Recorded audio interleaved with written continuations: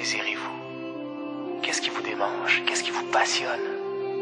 Quel genre de vie aimeriez-vous vivre? Supposons que mon métier soit d'aider des étudiants à choisir leur profession. Qu'ils viennent à moi et qu'ils me disent « On vient juste de terminer l'école secondaire ou la fac et on se demande encore quoi choisir comme métier. » Et qu'alors je leur pose cette question. Qu'aimeriez-vous faire de votre vie si l'argent n'était pas important?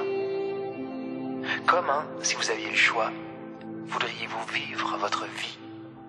C'est si incroyable de constater qu'en tant que produit de notre système d'éducation, une foule d'étudiants répondent « C'est certain que je voudrais être peintre, que je voudrais être poète, que je voudrais être écrivain. » Mais que comme tout le monde le sait, on ne peut pas gagner sa vie comme ça. Ou qu'un autre étudiant dise « J'aimerais passer ma vie dans les grands espaces à élever des chevaux. » Ou un autre « J'aimerais enseigner la littérature dans une école de lettres. » Alors je leur dis « Ne perdez plus de temps. Qu'est-ce qui vous fait vibrer passionnément? » Et quand on met enfin le doigt sur quelque chose et que l'élève me dit « Voici ce que j'aimerais vraiment faire », je lui réponds « C'est exactement ce que tu vas faire. Ne pense plus à l'argent. Parce que si tu te dis que faire de l'argent est la chose la plus importante, tu passeras ta vie à perdre ton temps. Tu feras des choses que tu n'aimes pas, dans le but de survivre afin de continuer à faire des choses qui ne t'intéressent pas, ce qui est stupide. Il vaut mieux vivre une vie courte, mais remplie de choses qu'on aime, plutôt que de vivre une vie longue de façon misérable.